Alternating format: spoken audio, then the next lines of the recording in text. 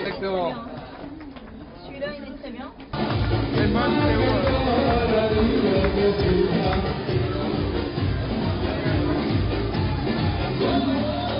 Oh, aïe, aïe, aïe, aïe.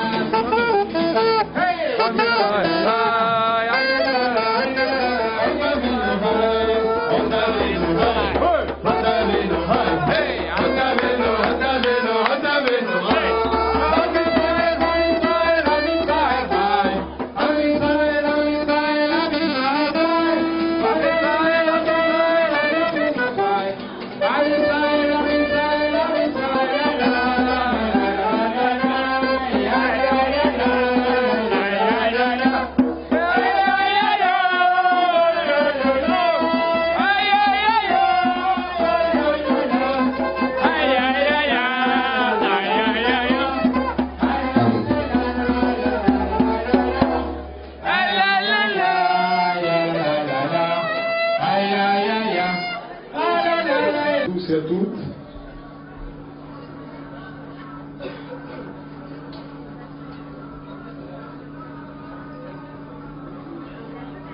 Ce rassemblement aujourd'hui d'Israël, d'hommes et de femmes juives, grâce à Dieu, c'est venu par un coup de fil.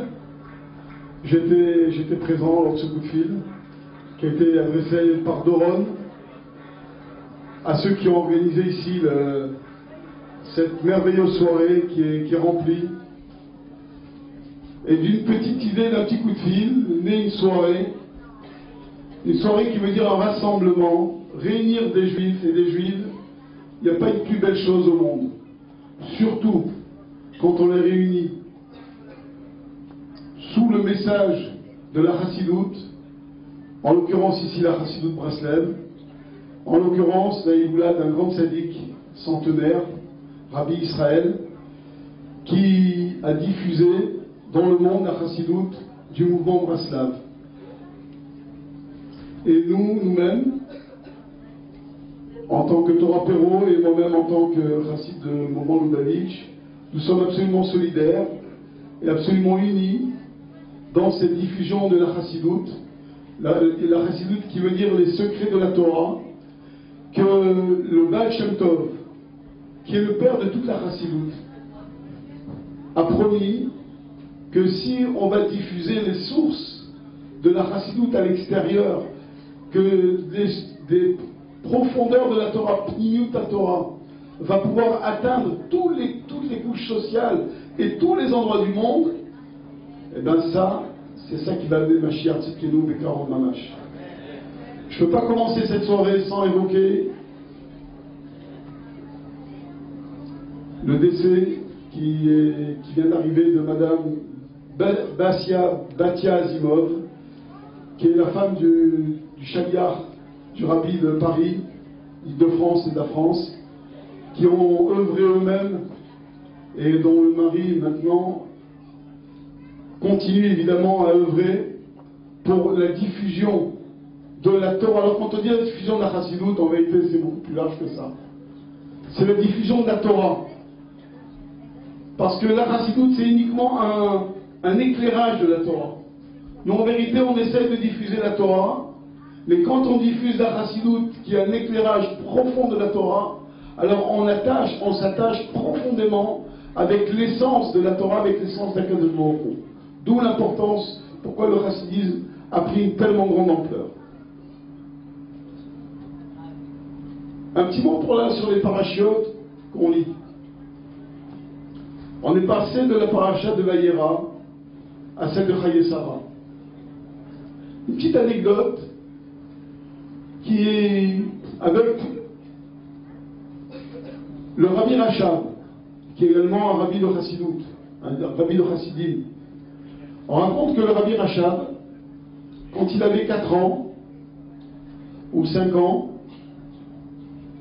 il est rentré dans le bureau du Tzemar Tzedek, son grand-père, afin de recevoir sa bénédiction.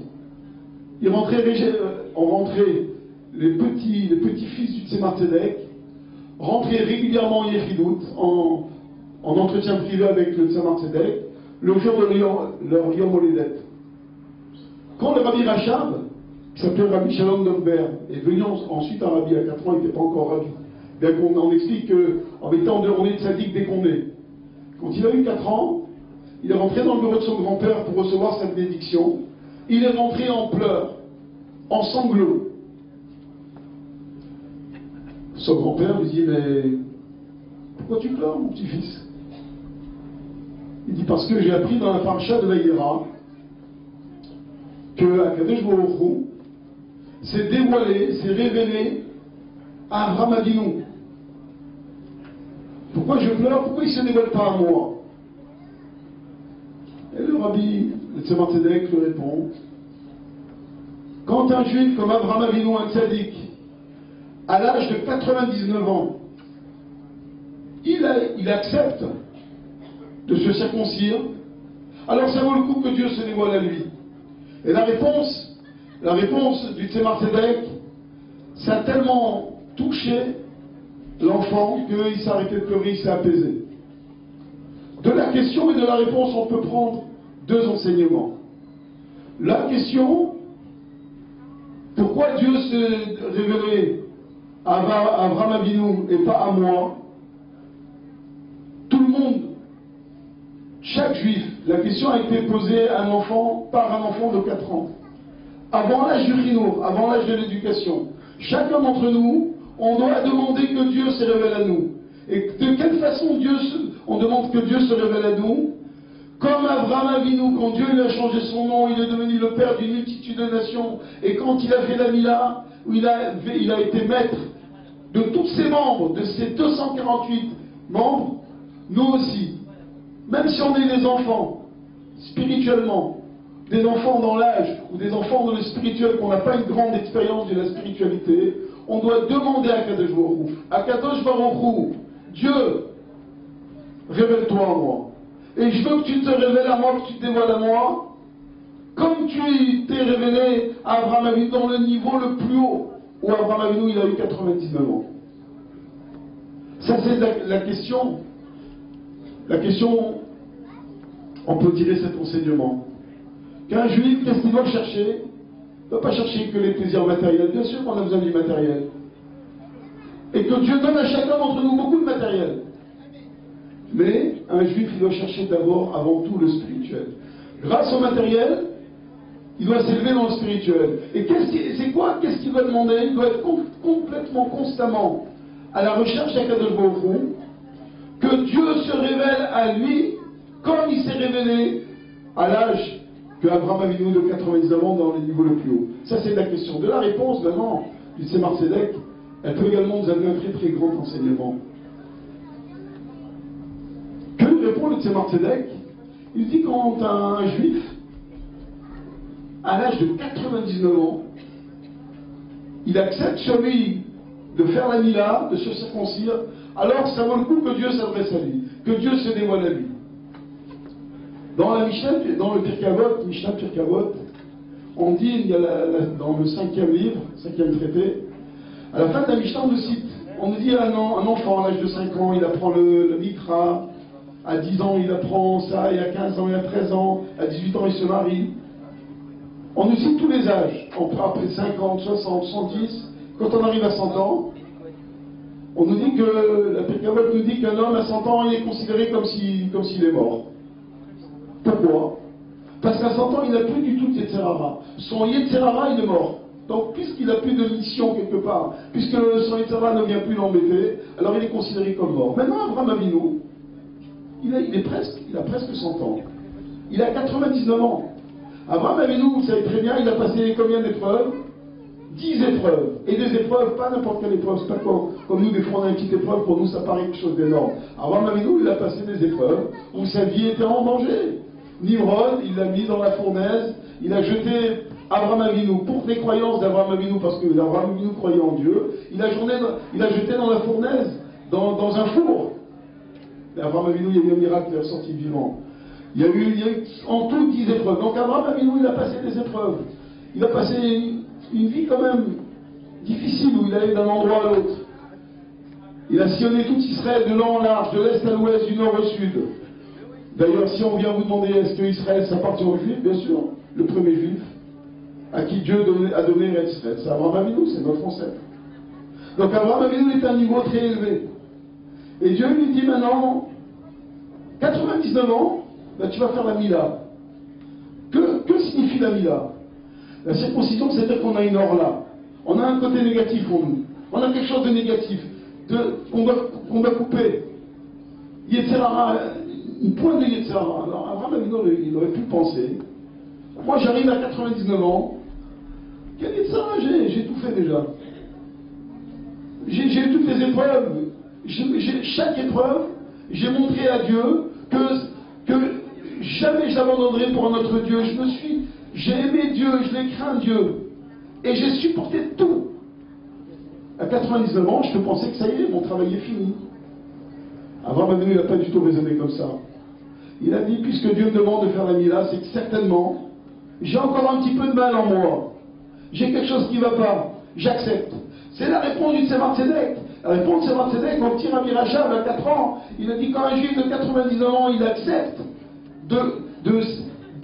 il prend conscience, il accepte qu'il a encore un peu de mal en lui, un peu ou beaucoup, il accepte qu'il a du Yetzer Hara, alors ça vaut le coup que Dieu se révèle à lui. Et bien nous aussi, quel que soit notre niveau, chacun doit essayer d'accéder au niveau le plus élevé. Mais quel que soit notre niveau, il faut de temps en temps nous remettre en cause. Il faut nous dire, on a fait, qu'on a fait, c'est bien. Et pourquoi pas, on est des tzadikim. On adore les tzadikim. On vient ce soir tous pour fêter une fête de tzadikim. Donc, qu'est-ce qui me manque? Je suis bien. Mais non, des fois, on doit le soir, avant de Kriyat Shema, pour un Kriyat Shema à la Mita, ou d'autres moments dans la vie, on va dire, ben, on a encore des petites choses à faire. Parce qu'il faut savoir, tant que Mashiach n'est pas là, c'est qu'on a des petites choses à faire, soit dans la pensée, soit dans la parole, soit dans l'action. Donc ça, c'est le deuxième enseignement, qu'on ne doit pas se contenter de son niveau, on doit toujours progresser. C'est deux enseignements qu'on peut prendre de cette petite histoire. Maintenant, ce que je voudrais vous dire, concernant les tzadikim, on voit que, déjà, la vie d'un juif, elle ne s'arrête pas à une vie physique. On voit qu'en vérité, on sait très bien que dans la Torah, qu'il y a une vie après la vie. Il y a Olam Haba, il y a le monde futur. Ça, c'est pour chaque juif. C'est ça qu'on dit quand quelqu'un décède, on dit il est monté dans un monde plus haut. Ça, c'est pour chacun. Que Dieu nous donne une vie jusqu'à 120 ans de bonne santé. Mais chez les tzadikim, c'est encore beaucoup plus fort. Les tzadikim, même dans leur mort, ils sont vivants. Alors, je vais expliquer pourquoi. C'est un très très joli pirouche qui est tiré du Al-Norazaken, qui est un contemporain du Rabbi Nachman de Braslav. L'Al-Norazaken explique comme ça. Là, ça demande un petit peu d'attention, s'il vous plaît. Le plus grand tzaddik,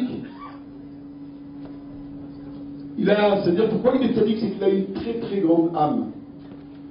On dit par exemple David Ameller, il a tué son Yetzirah à force de jeûner. Il a une très grande âme, le plus grand tzaddik. Mais tant que l'âme, écoutez bien, c'est un très fort enseignement, je vous assure. Tant que l'âme elle est limitée par le corps, l'âme ne peut pas s'exprimer entièrement. Donc même si vivant, il fait des choses extraordinaires, c'est un tzaddik hors pair, hors niveau. Toutes ses brachot, la plupart de ses brachot se réalisent.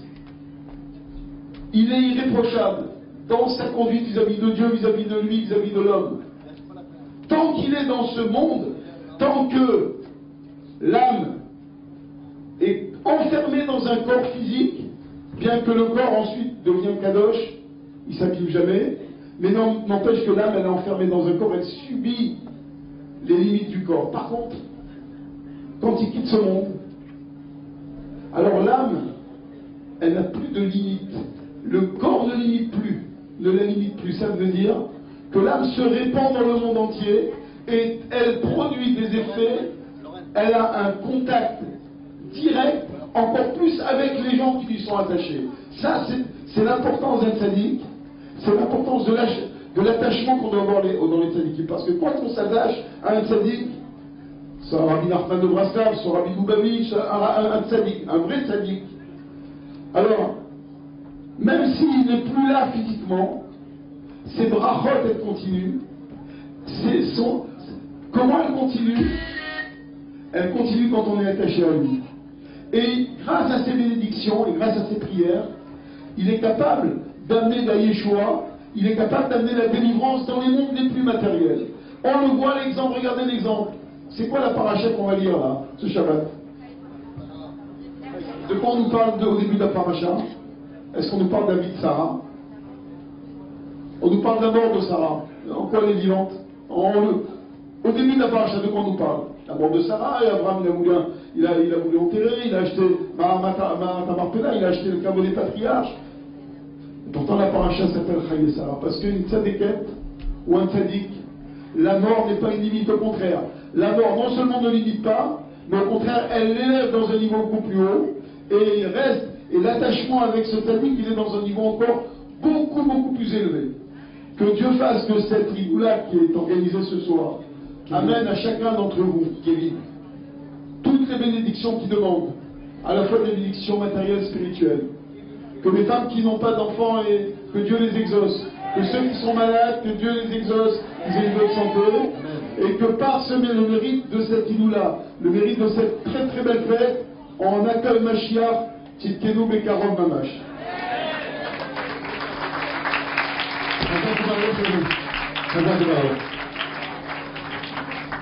Todarabah.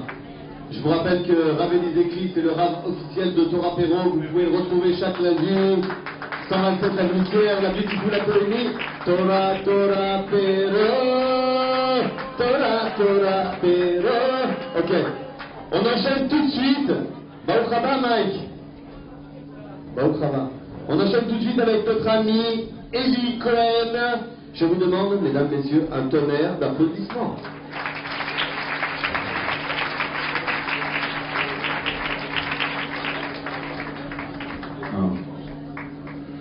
Bonsoir à tout le monde. Shavua Tov.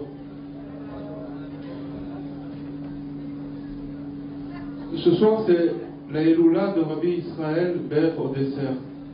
Je voudrais expliquer, dire qui était ce tzaddik que j'ai eu le mérite de connaître et qui aujourd'hui, c'est son 17e anniversaire qu'il a quitté son corps parce que son âme elle continue à monter, et de dire que quand le tzaddik il quitte ce monde, sa Eloula c'est un moment de joie. Pourquoi?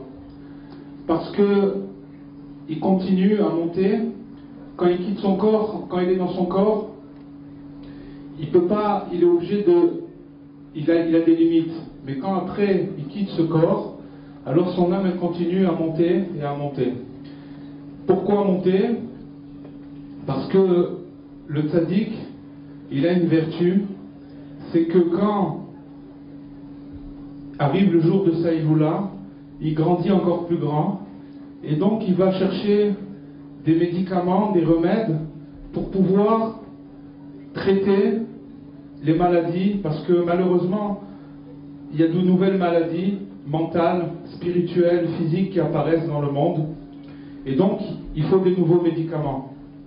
Et le but du tzaddik, c'est d'amener ces nouveaux médicaments, de chercher ces nouveaux médicaments et de les amener à nous. Je vais raconter tout simplement qui c'est Rabbi Israël, qui a vécu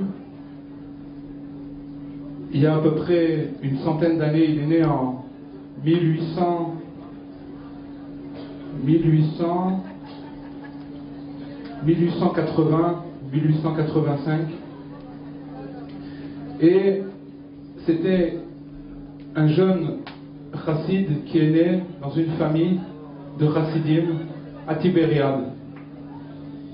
Et quand il est arrivé à l'âge de 16 ans, il a connu un grand maître qui s'appelait Rabbi Israël Karduner.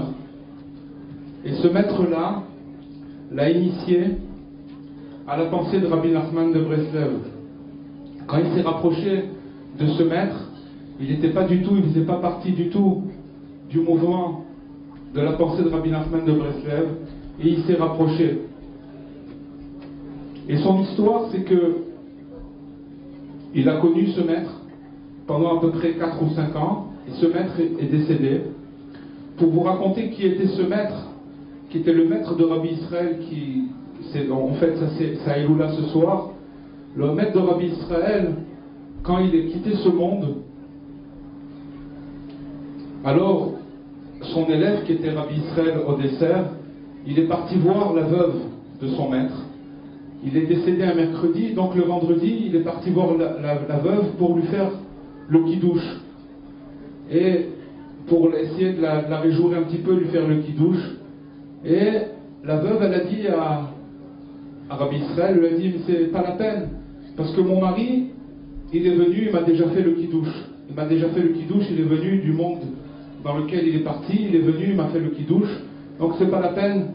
Et donc, pour vous faire montrer, un jour, Rabbi Israël Karduner, qui était donc le maître de la Eloula qu'on fête ce soir, eh bien, une fois qu'il est Rabbi Israël, il a regardé dans le trou de la serrure, et il a vu son maître qui était en train qui était au-dessus du sol, et qui était en train de danser. C'était des gens qui étaient extrêmement grands, des tzadikim éminents, et qui étaient cachés, qui n'étaient pas du tout aux yeux des gens, et qui étaient complètement cachés du monde. Et leur seul but, c'était d'amener la pensée de Rabbi Nachman de Breslev dans le monde, parce que cette pensée, Rabbi Nachman, il a dit que de moi jusqu'à Mashiach, il ne va pas avoir de nouveauté. Ça veut dire quoi de nouveauté?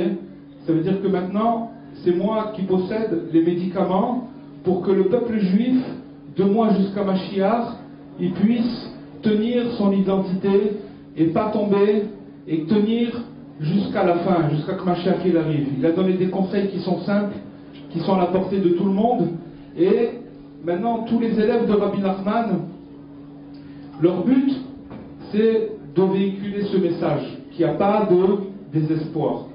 Pour revenir à Rabbi Israël, qu'on est en train de fêter sa Eloula, quand il avait l'âge de 35 ans, donc il avait déjà perdu son maître depuis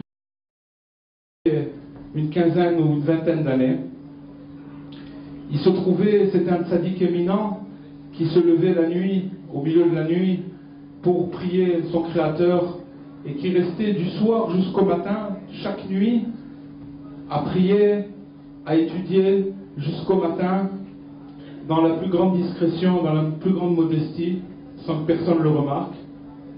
Et un jour, c'était le matin, c'était le jeûne du 17 Tammuz.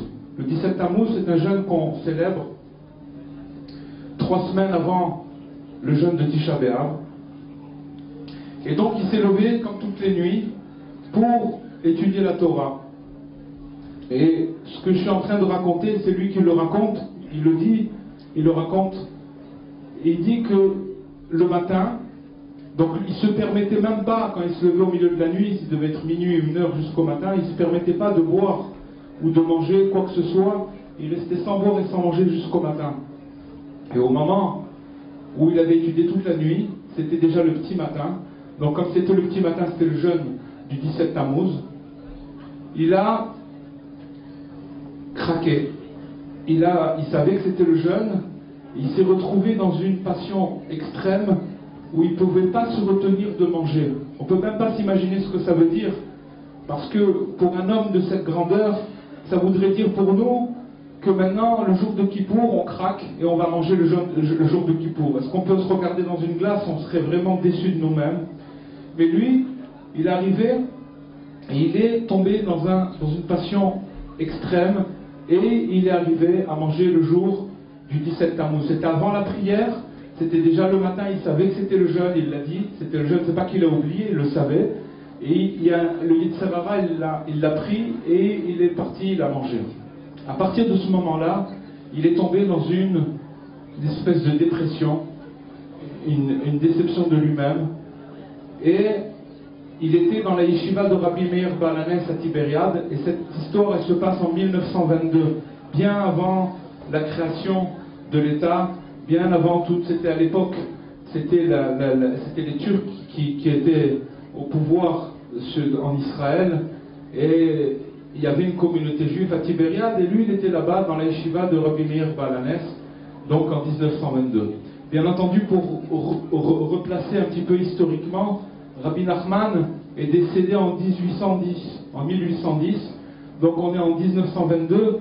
Rabbi Israël, il n'a pas connu Rabbi Nachman, mais seulement il a connu Rabbi Israël Kardoner, qui était son maître, etc. Donc il a reçu d'un élève, d'un autre élève, qui arrivait de Rabbi Israël Kardoner, il a reçu les enseignements de Rabbi Nachman. Et il s'était lancé dans le service divin, et donc on est en 1922, il arrive à manger, et il mange ce fameux matin qui était le 17 Tammuz. Il tombe dans une dépression, et il est resté pendant 4 jours sans pouvoir bouger dans son lit. Il n'arrivait pas à accepter cette descente, il n'arrivait pas à accepter cette chose-là. Il dit, mon Dieu, il priait, il dit, Ribono Shel Olam, mon Dieu, aide-moi à pouvoir ne pas profaner le nom de Rabbi Nachman, parce que dans la yeshiva de Rabbi Meir Balanes, c'était le seul Breslev, il le voyait toujours danser, il le voyait toujours joyeux, et là il le voyait, il était complètement angoissé. Il se dit, à cause de ça, ils vont dire les Breslev c'est des fous, un jour ils sont joyeux, un jour ils sont angoissés, aide-moi à ne pas profaner le nom de Rabbi Nachman. Et pendant 4 jours, il n'arrivait plus à bouger. Et qu'est-ce qui s'est passé au bout du 4e jour?